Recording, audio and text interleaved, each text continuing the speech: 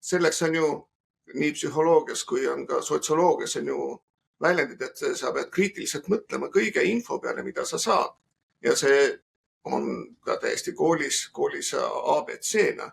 Nii et kahelda tuleb valitsuses, kahelda tuleb ajakirjanduses ja miks mitte kahelda ka meis, et niimoodi saate parema info kokku panna enda jaoks. Et see ei ole nii, et meie ainult siin tõde kuulutama. Et kindlasti on ka teised. Et natuke meenutan seda, et kui nõukaaega, kui Margus ka mäletab, siis iga õhtu kell 6 käisid mööda koridore, sa kuulsid, kuidas Ameerika Hääl käis, kuigi seda ametlikult nagu keegi kuulata ei tohtinud.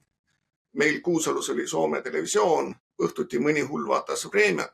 Ja kui ma oma isa käest küsisin, et kes see siis seda õigust räägib, siis mu isa ütles kuldsed sõnad, et kurat, kõik valetavad. Pildi pead sa enda jaoks ise kokku panema. Ja nii on see nõukaajal ja nii on see ka täna. Nii et ma soovitan inimestele just kriitilist mõtlemist.